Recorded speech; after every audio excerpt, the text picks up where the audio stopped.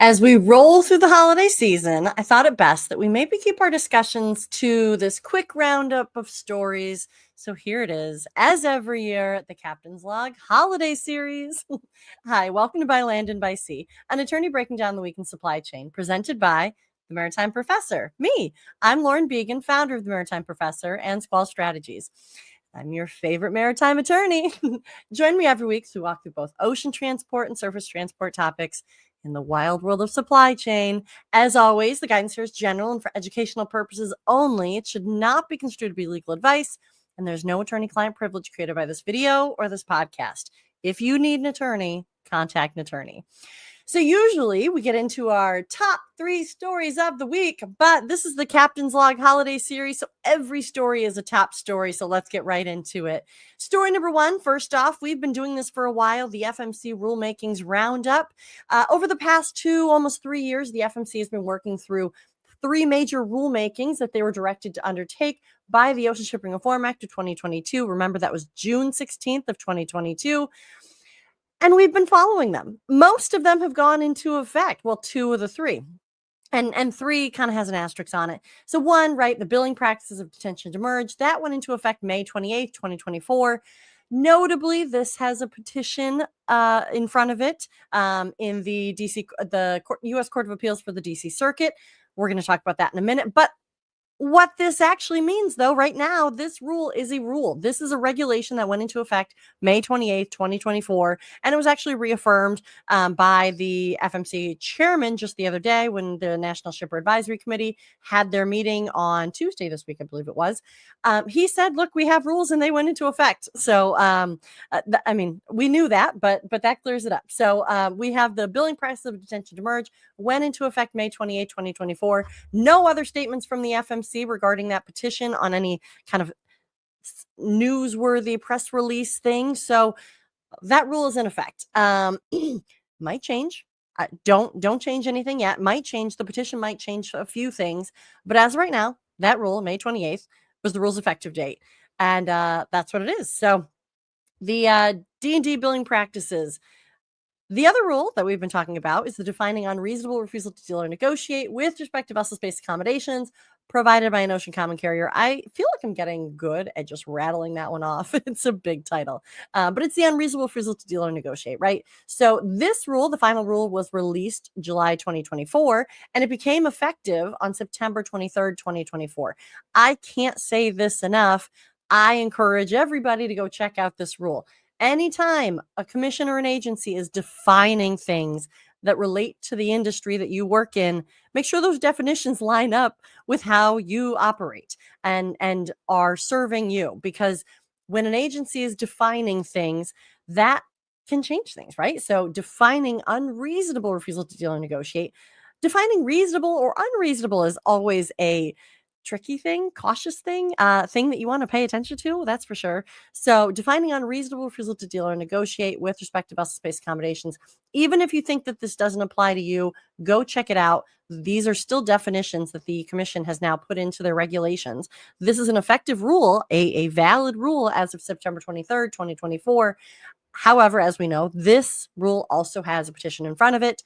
So the process for that petition is still ongoing. But that doesn't change anything yet. The court, the agency, nobody has said anything otherwise. And like I said, Chairman Maffei just said the other day, these rules went into effect and they are effective. So that's what we have, this defining unreasonable refusal to deal and negotiate with respect to vessel-based accommodations provided by an ocean common carrier is a valid regulation. Went into effect September 23rd. Maybe got snowed in a little bit because of the port strike happening around the same time. Take a look at this one. This is the one pretty much every week I say, go take a look at it. Go read it. Go even just scroll down to the very bottom where you actually get the text of the rule and read through it. It reads pretty easily, but just make sure that it lines up because they have some non-binding examples of unreasonable refusals. So that is the part that I have concerns about, questions about, and I don't necessarily think the petition will be an interesting discussion, and I hope that they get into the merits or the content, because I hadn't seen that before. Non-binding examples of unreasonable behavior or unreasonable refusal to deal or negotiate. It's interesting, right? They're kind of operational level things in there. We've gone into this rule before. We will undoubtedly go into this rule again, because it has some just concerning, right? Like concerning without any connotations of being bad, but concerning things or interesting things in this rule. I don't mind that there's a petition on it because I think that that will further the discussion and kind of help further elaborate some of the decisions that were made, which we're part of the rulemaking process. That's part of the back and forth between filing comments to an agency and the agency responding in their subsequent their subsequent postings. So I don't know. I'm interested to see how this one plays out, but no matter what, make sure that you're informed. Make sure that you stay part of the conversation on this one. Just make sure that you know what's going on. Defining unreasonable refusal to deal or negotiate. Make sure that you know if this applies to you or not, and know what the rule says. There's also defining unfair or unjustly discriminatory methods. It's unclear if this one is going to show up as its own independent rule, or if as we've been told, the folding in to the defining unreasonable refusal to deal was enough. So that could potentially, that's the third rule that we're still waiting on independent language. We'll see if that comes out as an independent rule or if that is sufficient through that unreasonable refusal to deal. There was some discussion, like I said, of it being kind of folded in. What's on deck for 2025? We will be seeing a rulemaking to formalize the charge complaints process. So when that June 16th, 2022 Ocean Shipping Reform Act went into law, it said charge complaints, and I don't know if it called it charge complaints, but charge complaints had a process need to be reviewed by the commission. So the commission, the FMC, had to quickly create an interim process of what does this look like? I mean, one of the things that they had to create was an email address for people to submit their charge complaints to, and also like what documentation they wanted. So there's an interim process that has been kind of running this program, this charge complaints process for the FMC, but truly it needs a formal rulemaking, and that's what we're going to see in 2025. And so what that means is that the FMC will put out interim. It's either going to be an advance notice of proposed rulemaking, which it probably won't be that, because usually that's like questions. Advance notice of proposed rulemakings are usually questions about a topic, trying to kind of poll the industry to see where they should go. This one already has an interim process, so we're probably going to go to a notice of proposed rulemaking with the language of the interim charge complaints process, but then some additional questions. And I think some of the additional questions, the general counsel of the FMC at one of the hearings recently said that the statute of limitations might be something worth considering, because there's a little nuance of choice of words in the congressional statute in that OSRA 22 language versus some of the other things that have statute of limitations attached to it. All that to say, basically, right now, it's unclear whether there is a statute of limitations on the ability to file charge complaints. Obviously, you can't go before, and maybe not so obviously, but you can't go before June 16th, 2022, because it wasn't a thing before then, right? This charge complaints process came about because of OSRA 22. And so June 16th, 2022 was the start date. But it doesn't really have, like, once we get 10 years past June 16th, 2022, can you file back for 10 years, right? So that's part of what the rulemaking is going to look at. I also think it's going to look at what is included in charge complaints. I mean, right? Like, is it all surcharges? Is it any surcharges? Is it a surcharge that you think is bogus? Would these work disruption surcharges be part of this? Is it detention and demurrage only? And I think that was kind of the assumed intention, but there wasn't, right? Like, that's part of what I think the formal rulemaking will look at, is what is the scope of what charge complaints can and should and Congress directed to cover. I've said this before, and it's an interesting thing. I think with the as we're learning more about DOGE, who knows what that's going to turn into, the Department of Government Efficiency. But under the Trump administration term one, they had a initiative that for every rule an agency had to put, or every rule an agency or a commission put forward, they had to repeal two. So I would expect probably at least that being the baseline for any new rule that is asserted by an agency to need to be brought back. So keep that in mind. We might see some of I think that there was a good clearing out that happened during the Trump 1 administration of some of those maybe excess regulations generally across the board, right? I'm not going to name anything specifically. But I think that things, I don't know. We'll see if that becomes a thing. But just put that on your radar if that's what happened under Trump 1, and we'll see if that continues through to Trump 2, or if DOGE creates a new system altogether, which is recently, right? They've been doing meetings on the Hill. So we'll see. I haven't seen anything specifically mentioning or targeting the Federal Maritime Commission yet. Unlikely, right? I mean, the FMC is not often the top issue, or certainly the largest agency. But as we know, it's one of the most important for sure in our global ocean shipping world. But yeah, the FMC tends to run pretty lean anyways, lean in budget and lean in regulations they propose. So we'll see if any of these new regulations, especially the ones under petition, maybe those get repealed. I don't know. I wouldn't necessarily expect it right off the bat. But just keep that in mind that might be part of what happens under the new administration. That was only story one. Story number two, let's check in on these petitions, right? So we've been talking about these petitions. So we don't have much movement on the unreasonable refusal to deal and negotiate petition, but we do have a new filing with the detention and demurrage billing practices petition. So as a reminder, October 16th, we saw that the World Shipping Council filed their opening brief, which outlined some of their arguments presented. But I always like to see both sides. And look, this week we got that. The FMC filed their respondent brief, and it just came out. So I'm going to dive into it a little bit more. We might even do an episode on kind of the compare and contrast of the different arguments being presented. But generally speaking, this is what we did for the World Shipping Council when they presented their initial arguments. I want to kind of go over the high level arguments that the FMC is putting here in their respondents brief. So basically their arguments are the council has failed, when they say council, they say the World Shipping Council, right? So the council has failed to provide evidence sufficient to support its claim of representational standing. And then the FMC goes into standing requirements. And they also say, as an association, the council must provide sufficient evidence of its members' standing, but it has failed to do so. So what the FMC is saying here is that they don't believe that the World Shipping Council has standing, or like they shouldn't have been the ones to bring this case. It should have been the members, the ocean carriers themselves, and not the council on behalf of all its members. And then they're also saying, look, even if they can, they're saying they haven't provided sufficient evidence of kind of either their representation or we'll get into it further, but basically it all comes down to whether or not the council could have and should have brought this claim, or if it should have gone kind of a more micro level down to the ocean carrier members of the World Shipping Council. Their next argument is the final rule permissibly defines which parties may be billed for detention or demurrage charges. So one of the arguments, right, was that it didn't define, the final rule shouldn't have gone into which parties may be billed. The FMC is retorting and saying, yes, look, we had permission to do this. And they kind of go through that. They say the commission had ample authority to issue the regulation under the Ocean Shipping Reform Act of 2022 and the Shipping Act. And they say that the council fails to show the commission lacks authority under OSRA 22, and that the council fails to show the commission lacks authority under the Shipping Act. They continue and say the billed parties rule easily survives the deferential review application to arbitrary and capricious. So that was one of the arguments from World Shipping Council, saying that this was arbitrary and capricious.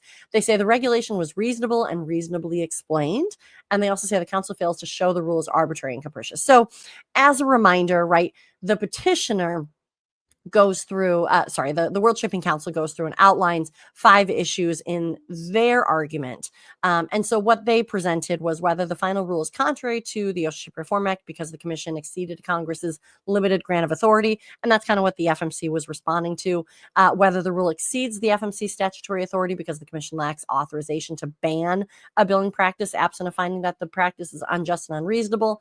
FMC kind of that. And this is where we can kind of go into the different arguments in a full episode. Number 3, whether the rule is arbitrary and capricious. That's one of the World Shipping Council's arguments.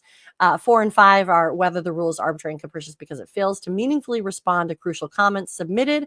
And then 5, whether the FMC violated the National Environmental Policy Act, NEPA, by failing to issue an environmental impact statement. So, I mean, it's interesting. They're kind of going through standing. They're going through authority to dive into this.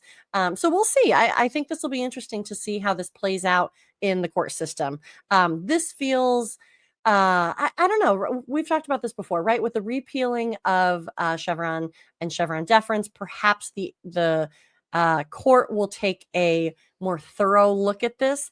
But we'll see. We'll see. And like I said, the unreasonable refusal to deal and negotiate rule, no movement. We talked about this last week or 2 weeks ago. I think that we discussed the arguments back and forth over standing and lack of standing is happening in this one too.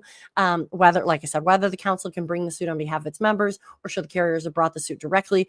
There's a motion to dismiss because of that from the FMC against the World Shipping Council. This is the unreasonable refusal to deal and negotiate. This is the one that it's still going through procedural back and forth. I'm interested to see if this gets into subject, content matter. Like I want to get more discussion going on some of those pieces that are inside the rule, but we'll see. We'll see where that one goes. Right now, it's really kind of like legalese, procedural is how I would, I guess, overly simplify classification of it. All right, rule number 3. Rule number 3. Story number 3. Story number 3. The International Longshoremen's Association and the U.S. Maritime Alliance, we are not done talking about them yet. We will continue to talk about them for at least the next 5 to 6 weeks. We're looking at a January 15th expiration of their interim agreement. They have agreed on the wages, right? That was what they agreed to on October 3rd. And then they pushed out their having to continue their discussion and the rest of the things of the agreement of this master contract to January 15th. Look, where are we at right now? There's more strong language coming out of the ILA. And last we checked, the ILA had just walked away from their formal negotiations with the U.S. Maritime Alliance, citing concerns about semi-automation, automation.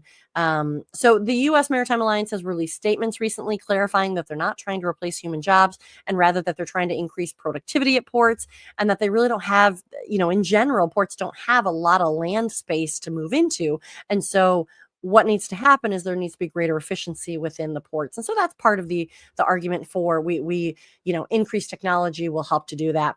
The ILA is also starting to raise cybersecurity concerns over technology and adding that to the list of why technology is bad. So we'll see. Again, this is something that will continue to play out. I've said this before. We have a ton of time before January 15th, and I expect a lot more back and forth between now and then. But the holidays now are kind of upon us, right? Once we get past Thanksgiving, things seem to move very quickly. And Thanksgiving was late in November, so it's going to be even shorter. January 15th is 2 short weeks after the new year. And perhaps the increased tensions here, like I'm almost happy that it's starting to come back into the news cycle because hopefully that'll elevate the issue so that the incoming Trump administration will begin engagement early with the two sides, perhaps much earlier than we saw with the Biden administration. There were some reports right after the port strike concluded suggesting and maybe even more directly saying that there was late engagement on this from the Biden administration. There's some reports out there. Go check it out. But remember, so this is January 15th. Trump doesn't get sworn in until January 20th. So this temporary agreement expires 5 days before the new Trump administration will get sworn in. And so what that means is that we would have the last 5 days of an outgoing Biden presidency to deal with this from a actually in power standpoint, right? So, just to add to the drama that we have this changeover happening around the same time that we potentially have a potential port strike. I've seen some alarming, I don't want to call them alarmist, but alarming predictions that it's 80% likely, 90% likely that this is going to go to a port strike. I think I'm not going to assign a percentage to it. I am going to say that it remains increasingly concerning. And I think that the potential and the possibility of a port strike is still very much there. But we have a new administration coming in, and who knows? The nominee for labor secretary has been applauded by the ILA. They say that they like her. She comes from a background of labor. So that's good, right? I mean, anytime that you get to negotiations, you want to start with some positive movement. And I think, a fresh take, perhaps the new labor secretary that the ILA says that they like, perhaps the messaging being not so hard against either side, right? I mean, the ILA took a lot of heat, but the U.S. Maritime Alliance also took a lot of heat. And one thing that I want to say that I really don't think gets into the conversation on this is the U.S. Maritime Alliance often gets kind of called the foreign interest here, right? The foreign ocean carriers. These are still ports. These are still ports that are located in the United States. And so a port shutdown from the ILA and the employer's standpoint, sure, there's ocean carriers, foreign ocean carriers, part of the discussion. But look, these are U.S. ports as well. The employers are these U.S. ports. So there's foreign interest, of course. I don't want to minimize that. But I think that it's unfair to say that it's foreign interests versus domestic labor, because I really don't think that that is a fair simplification of this, because the employer side, the U.S. Maritime Alliance side, has plenty of U.S. involvement interests in it. So to oversimplify it and just call out good guy, bad guy that I think happened during the last round, I don't know. I just want to open your eyes to there's more going on than just this good guy, bad guy thing. And as we get into the drama and the intensity that's coming with the holidays and January 15th coming up, keep that in mind. Keep that in mind, because I don't think that was fairly presented last time around. All right, I'm going to keep an eye on it. I'll let you know what I hear. All right, story number 4. We have more FMC commissioner news. Well, kind of news, right? So this week there was a letter written by one of the current Federal Maritime Commission commissioners, Lou Sola. He wrote this letter to the president-elect Donald Trump recommending that Commissioner Dye be designated as chairman. And while this letter of recommendation on who should be the next FMC chairman really is not that common coming out of the FMC, I can't remember this ever happening before. It may not be like per se newsworthy, but the fact that it came from a sitting commissioner who cites Commissioner Dye as his mentor at the commission, which it was a very, very complimentary letter to Commissioner Dye. I think all of that is newsworthy, because that also means that he probably ran that past Commissioner Dye's office and that she wasn't opposed to it, which also means that perhaps she's not opposed to being chairman, because you never know, right? Just because somebody might be up for chairman doesn't necessarily mean that they want it, and perhaps that doesn't necessarily mean that it's the right time. Who knows? But a letter like this, I think, is flattering. But then I also think that it is indicative of perhaps Commissioner Dye wouldn't be opposed to becoming chairman. I think that she would be a very effective one. I think that she has such great institutional knowledge. She's been at the commission since 2002. And actually, the reason why she's been there since 2002, right? That's 22 years. Traditionally, there were no term limits for these political appointees, since there was a COBLE Act that came into existence, which then limited term limits to, I believe it's 2 term limits. She is grandfathered in from that. So she is the last remaining commissioner that was in place pre-COBLE Act. I believe it's KOBEL Act. And so she can stay. So she's been there through at least 2 Republican administrations. And I point out Republican administrations because she is a Republican appointee, Republican political appointee. So she was partially there under former President George W. Bush. So she was sworn in after the chairman of that Republican administration was already designated. And then she was there fully under President Donald Trump, term 1. And that's where the chairmanship went to Michael Corey. So Commissioner Dye is a Republican appointee, like I said, and she would only rise to a chairmanship position under a Republican administration. So all this to say, look, maybe this is her opportunity to take the helm of the commission. I like I said, I think that she would be a fantastic chairman. I think that she has such institutional knowledge. I think that she already has the trust and support of many in the industry, and she's well regarded, I think, as a general statement across the industry as a whole. Her approach tends to be more of a industry-led, industry-focused approach. So I think that it would be interesting. But, on the other hand, I wouldn't be that surprised if, in the spirit of fresh blood in DC and this government agency reduction, perhaps the Trump administration inserts an entirely new person to take the helm, right? I think that that's always going to be a possibility here until we have confirmation on who a new chairman and designee from the president's office. But also, look, with Commissioner Bensel leaving, like I said in our last episode, it needs to be 3 of one party, 2 of the other. And so with Bensel leaving, now we have an open position, which would in turn go now to a Republican. So we have Commissioner Dye, we have Commissioner Sola as the 2 Republicans, and we have an open spot. So perhaps that open spot becomes a new commissioner who then instantly perhaps rises to chairman of the agency. Who knows? A brand new person to the agency, I would hope that they would know the agency before they got there, because as we all know, this is a very nuanced agency. They serve a very important but very specific role for global ocean shipping. So we'll see. I'm gonna obviously watch this one. I think the letter also stated that Commissioner Sola wanted this to be quick because of the impending January 15th deadline for this potential port strike. Having a chairman in place at the FMC, he said, would be an advantageous thing, just to make sure that they can watch. And what I'm thinking is like the surcharges, the charges, the way that the industry is behaving during that time, because the FMC is obviously watching for unfair or unreasonable activity, not only because of the recent rules, but just generally Shipping Act requirements. So we'll see. I hope that they get a new chairman soon, and I'll let you know what I find out.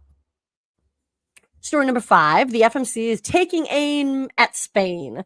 Did you see this? So this week, the FMC released a statement, and that's overly dramatic, right? This week, the FMC released a statement saying that they are examining restrictive port practices of the government of Spain. And so there's no connotation, right? They're just reviewing. They've received some complaints or some indication of potential restrictive port practices by the government of Spain. So I'm going to read the announcement, and then I'll provide periodically some insights on what's going on here. So the FMC has initiated an investigation into regulations or practices by the government of Spain, which appears to bar certain vessels, including U.S. flag vessels, from calling at ports in that country. Laws administered by the Commission empower it to investigate whether regulations or practices of foreign governments result in conditions unfavorable to shipping in the foreign trade of the United States. The Commission can levy significant remedies, including substantial daily fines and barring foreign vessels from calling at U.S. ports if it finds that such conditions are taking place. So what does all that mean? The FMC has these kind of sleeper authorities, and I only say sleeper because they're less well known. The Foreign Shipping Practices Act and the Section 19 of the Merchant Marine Act of 1920. Those two are very interesting authorities because, as this news release says, they can investigate whether regulations or practices of foreign governments result in conditions unfavorable, so like discriminatory behavior, to shipping in the foreign trade of the United States. But then they can levy significant remedies. Up to $1 million per voyage is one of the daily fines that they can assess. And they can bar foreign vessels from calling U.S. ports under those authorities. So we'll get into that in a second, but let me continue on with the announcement here. So it says, information indicates Spain has refused entry to certain vessels on at least 3 separate occasions this year. The 2 most recent instances involved U.S. flag vessels. The Commission's investigation will commence with information gathering through a 20-day public comment period. I'm going to stop. Public comment period, guys. This is your opportunity to talk to the agency. If you have any strong feelings or thoughts or information regarding refusal of vessels into Spain or anything related to this topic, this is your opportunity. It's a 20-day public comment period. that you can comment to the FMC and let them know what you know, or let them know what's happening.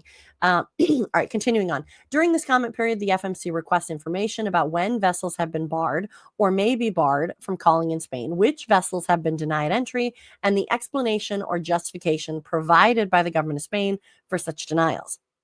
I mean, so they're looking for a conversation with the government of Spain as well, right? They, as they're doing in this investigation, they're saying they want an explanation or justification provided by the government of Spain for those denials. All right, continuing on. The Federal Register notice announcing the investigation contains instructions to enable the submission of relevant information. The FMC is charged with ensuring an efficient, competitive, and economical transportation system for the benefit of the United States. Laws or policies by foreign governments that bar entry to vessels documented under the laws of the United States or vessels documented under the laws of other countries engaged in trade with the United States are inconsistent with the Commission's objective of ensuring access to and the well-functioning of the complex and interdependent system that moves goods and foreign commerce by water. So it doesn't have to just be U.S. flag vessels. It can be vessels documented under the laws of other countries, so other flag vessels, engaging in trade with the United States. So this is where this authority is kind of expansive, right? Like in general, the FMC is flag neutral. It's for the benefit of the U.S. importer, exporter, and consumer in general, right? That's the FMC's kind of general mission.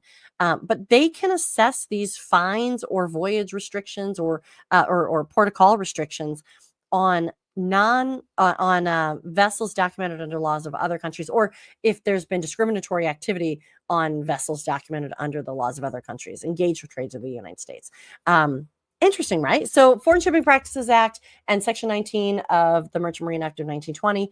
So what are some of these things that the FMC can do, right? They can limit voyages to and from U.S. ports and the amount or type of cargo carried. They can suspend tariffs and service contracts for carriage to or from U.S. ports, including common carriers' rights to use service contracts or agreements.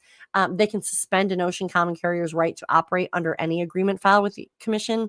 They can impose a fee not to exceed $1 million per voyage. And they can take any other action the Commission finds necessary and appropriate.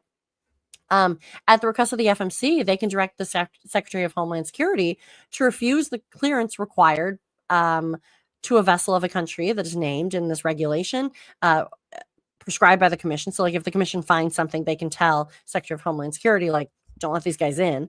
They can also tell the Secretary of the department in which the Coast Guard is operating, which is a funny way of putting it. They can deny entry for purposes of ocean-borne trade. They can detain a vessel at the port or place in the United States from which it's about to depart. I mean, so these are some major things, right? The FMC we think of as kind of a competition authority. We've talked about it a lot: detention, demurrage, fairness in the industry. But this is kind of an extension of that fairness, right? Like they are charged with making sure that fairness prevails, and when discriminatory activity takes place from a foreign government, right? This is based on the actual country. They have some tools in their tool belt to rectify the situation, right? To remedy the situation and try to make it fair again out there. Interesting. This one will continue on for a while. I'm not sure if the comments are going to be public. I guess my guess would be that they probably would be receiving these in the 20-day comment period, not necessarily in a docketed matter, but maybe not. I'll have to keep an eye on that. All right, story number 6. I swear we're almost done. Story number 6. This week, the National Shipper Advisory Committee hosted their Q4 meeting in D.C. So we've talked about this before. The National Shipper Advisory Committee. This is the federal advisory committee that is connected to the FMC. So what that is it's importers, it's exporters, private industry, representative of private industry that help inform and make recommendations to the agency. Many agencies across the federal government have similar FACAs, is what they're called, federal advisory committees, under the Federal Advisory Committee Act, which is why they're called FACAs. So this National Shipper Advisory Committee is the FACA that was newly created 2, maybe 3 years ago, and has been very active and had a lot of really interesting and great conversations. They record their meetings, and you can go check them out on the YouTube page, the FMC's YouTube page, or there's actually a landing page for the National Shipper Advisory Committee on the FMC's website. So go check it out. They have the minutes, they have the recordings, they have the federal register notices, and then they also have the recommendations that they put out. So when they vote on them, and then they submit them to the FMC, and for the most part, the FMC has been making response. I think they're directed to make responses to any recommendation submitted by the National Shipper Advisory Committee, NSAC, to the FMC. So we'll see. But so the meeting started out with remarks from the outgoing chairman, Dan Maffei, and that's so sad, right? The outgoing chairman. But he reaffirmed that he's going to be staying on as a commissioner. Sometimes when chairmen leave, when their chairmanship terms are up, they actually do leave afterwards and don't stay on through the end of their term as a commissioner. But I'm happy to see that he's sticking around. And he thanked the committee for their work on working through these appointments through NSAC.